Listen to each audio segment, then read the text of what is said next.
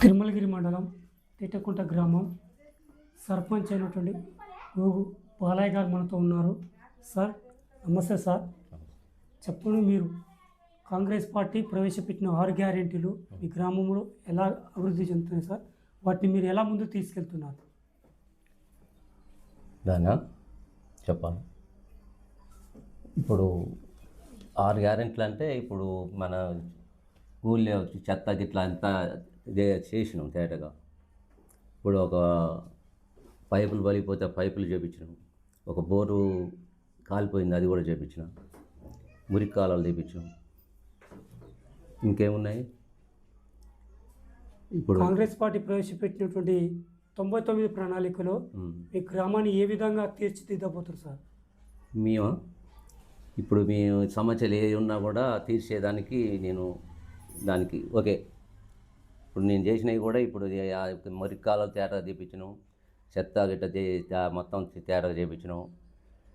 తప్పితే ఒక బోరు కాలిపోతే బోర్ వేయించినాం, ఒక బోరింగ్ పోతే బోరింగ్ వేయించినాం. ఈ నీళ్ళు ట్యాంక్ నీళ్ళు వారానికి ఒకసారి తేట కడిగి శుభ్రం చేస్తున్నాం. ఇంకేమున్నాయి? ఇప్పటికైతే మొత్తం తేటకైతే ఊరైతే నేను చేసేదానికి రెడీగా ఉన్నా. ఏది పోయినా కూడా నేను సిద్ధంగా ముందలుకొని చేపించేదానికి రెడీగా ఉన్నా. మేము నిన్నటి జనాలను చూస్తున్నప్పుడు కుక్కల బెడద ఎక్కువ ఉన్నది, కూతుల సమస్య ఎక్కువ ఉన్నది సార్. దీనిపైన మీరు ఎలాంటి చర్యలు తీసుకుంటున్నారు సార్? కుక్కల పట్టిద్దామంటే ఇప్పుడు ఫోన్ చేశారు, ఇక ఈ 10 రోజుల్లో పట్టిద్దామని అనుకుంటున్నాను. కుక్కలు కూడా కోతులు ఉన్నాయి కానీ కోతులలో పట్టియాలంటే చాలా ఇబ్బంది అవుతుంది. పట్టలేదు ఆ కోతులు ఏమో కానీ కుక్కలను అయితే పట్టించడానికి రెడీగా ఉన్నాం సార్. అట్లాగనే డ్రైనేజ్ వ్యవస్థ లేదు, మరి సీసీ రోడ్లు కూడా లేవు. ప్రజలు వస్తా అంటే చాలా ఇబ్బందులు పడుతున్నారు, గురి అవుతున్నారు చెప్పేసి గ్రామస్తులు అంటున్నారు సార్. మురికి కాలువలు అయితే అటగా ఉన్నాయి. ఇప్పుడు 2-3 దిక్కుల మురికి కాలువలు ఉన్నాయి, అవి కూడా చేపించడానికి సిద్ధంగా ఉన్నా. తప్పితే ఇంకేమున్నాయి? ఒక 2 సీసీ రోడ్డు కూడా 2-3 ఉన్నాయి, అవి కూడా చేసేదానికి ముందుకు ఉన్నా. గత బీఆర్ఎస్ హయాంలో మీ గ్రామం ఎలాంటి అభివృద్ధిని నోచుకున్నారు సార్? ఇప్పుడు మీరు 4 నెలలు అవుతుంది గెలిచి, మీరు ఎలాంటి కార్యక్రమాలు చేపట్టారు? మేము ఏంటంటే ఇప్పుడు కరెంటు పోకుండా కరెంటు ఒకటి చేయించిన, అవి ట్రాన్స్ఫారాలు కాలిపోతే అవి కూడా తెప్పించిన, అది చేయించిన. కరెంటు ప్రాబ్లం లేదు, నీళ్ళ ప్రాబ్లం లేదు. ఈ సీస్ లైట్లు ఉన్నాయిగా, అప్పటికి ఒక నెల రోజులకు ఒకసారి కూడా వేయలేదు. ఇప్పుడు నేను ఏడ బొగ్గపోతే ఆడ వేపిస్తున్నా. అవి వర్కర్లు కూడా మంచిగా పని చేస్తారు. వాళ్ళు ఏడ బొగ్గపోతే ఆడ ఏమంటే వేస్తారు. నీళ్ళు ట్యాంక్ నీళ్ళు వారానికి ఒకసారి తేటానికి అడుగుతారు, బ్లీచింగ్ పౌడర్ వేస్తారు. ఇంకా దాంట్లో ఏది అట్లానే ఇప్పుడు ఐకేబీ సెంటర్లు ఏర్పాటు చేసిరా? ఏర్పాటు చేస్తే రైతులకు మీరు ఎలాంటి గిట్టుబాటు కల్పిస్తున్నారు సార్? అది కూడా ఓపెన్ చేసినాం, నడుస్తుంది అది.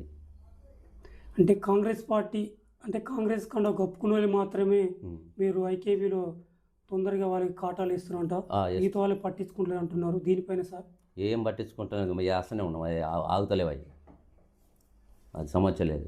అట్లానే సార్ మన బీఆర్ఎస్ హయాంలో ధరణి తీసుకొచ్చారు, ఇప్పుడు భూభారత్ తీసుకొచ్చారు. దీనిపైన రైతులకు మీరు ఎలాంటి న్యాయం జరిగిస్తున్నారు సార్? ఇక న్యాయం అంటే ఇప్పుడు నేను చెప్పిన కదా, ఇప్పుడు వీళ్ళనైతే ఈ పాపలలో అయితే ఏ లేవు. ఇప్పుడు అడుగుతున్నాం అంటే రైతులండి పట్టా కానువులు ఉంటారు చూసినారా? అవును, అవి పట్టాలు. ఇప్పుడు భూమి పట్టా అయిందా నీకు? వేరే వాళ్ళది నీ పేరు మీదకి ఎక్కిందనుకో, వాళ్ళకి ఇబ్బంది కావట్లేదా? ఆ ఇబ్బంది అంటే మరి అవి కూడా కొన్ని చేసుకుంటారు, కొన్ని ఇంకా అట్నే ఉన్నాయి, అవి కూడా చేసేదాన్ని. దాని గురించే చెప్పండి అని. అవి కూడా చేసేదానికి ముందుకు ఉన్నాం, చేపించేదానికి కూడా. ఎవరి భూమి ఎవరికన్నా ఎక్కినా కూడా చేపించేదానికి. గత కాంగ్రెస్ ప్రభుత్వంలో జానారెడ్డి మంత్రిగా ఉన్నప్పుడు మీ గ్రామానికి ఎలాంటి పనులు చేసిండు జానారెడ్డి గారా? మొత్తం సీసీ రోడ్లు వేయించిండు, ట్యాంక్ పెద్ద ట్యాంక్ కట్టించినాం. పెద్ద ట్యాంక్ అంటే అప్పుడు నేను 6 నెంబర్కి ఉన్నప్పుడే ఆ పెద్ద ట్యాంక్ కట్టించినాం. అప్పుడు అదైతే మంచిగా నడుస్తుంది. అవి సీసీ రోడ్లు మొత్తం ఆయన వేయించినాయి, కరెంటు ప్రాబ్లం లేకుండా ఆయన చేసినాయి. మురికి కాలువలు కూడా ఆయన చేపించినాయి.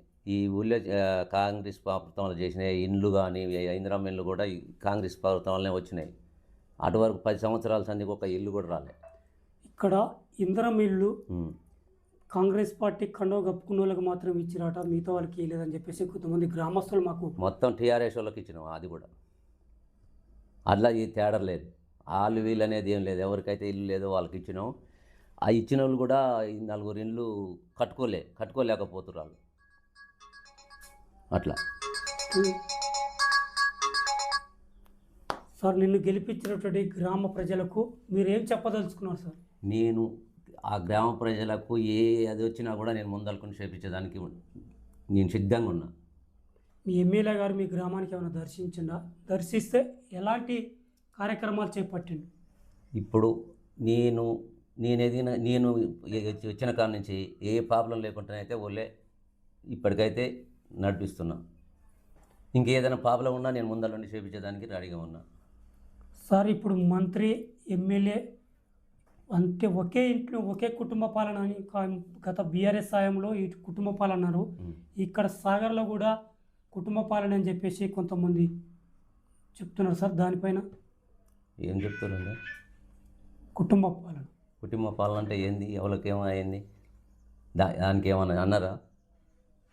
ఏం లేదని చెప్పారు. అది కూడా నేను చెప్తాను. మరి కుటుంబ పాలన అంటే ఎమ్మెల్యే ఎంపీ ఒకే ఇంట్లోనే ఉన్నారు. గత బీఆర్ఎస్ హయాంలో కవిత, కేసీఆర్ ఉన్నారు చెప్పేసి అన్నారు కదా. ఇప్పుడు కాంగ్రెస్ ప్రభుత్వం కూడా కుటుంబ పాలన అని చెప్పేసి కొంతమంది వాదిస్తున్నారు సార్. దీనిపైన మా ఊరికి టీఆర్ఎస్ పార్టీలో ఉన్నప్పుడు ఒక రైతు బంధు తప్ప వాళ్ళు మాకు మేలు చేసింది ఏం లేదు. ఒక రైతు బంధు మాత్రం వేసిండప్పుడు. ఈ కళ్యాణ లక్ష్మి అనేది అది కూడా వేసిండ్రు. ఇప్పుడు కూడా కళ్యాణ లక్ష్మి మరి నడుస్తుందని అంటూనే ఉండరు. విద్య వైద్యం పైన మీరు ఎలాంటి సూచనలు ఇస్తున్నారు? విద్య ఇప్పుడు పిల్లలు కూడా చదువుకునే దానికి కూడా నేను అక్కడ పోయి ఆలెకల్లి పోయే పిల్లలు కూడా ఇక్కడ చాలామందిని ఇన్నే చదువు ఇస్తున్నాం. ఆ పందుల్లో కూడా అప్పుడప్పుడు పోయి టచ్ చేస్తున్నాం మంచిగా చదువు చెప్పాలని. అది కూడా వైద్యం కూడా అప్పుడప్పుడు వచ్చి ఇప్పుడు ఏదన్నా డాక్టర్లు గిట్ట వచ్చినప్పుడు వాళ్ళకు కూడా ఏది కావాలంటే కళ్ళకు ఆపరేషన్ కావాలన్నా ఏది కావాలన్నా అది కూడా చెప్పిస్తాం. నిన్ను సర్పంచ్గా గెలిపించినటువంటి మీ గ్రామ ప్రజలకు మీరు ఏం చెప్పదలుచుకున్నారు సార్? వాళ్ళకి ఏ ప్రాబ్లం ఉన్నా నేను వాళ్ళకు సాయం చేసేదానికి ముందుకున్నాను నేను. Okay, thank you.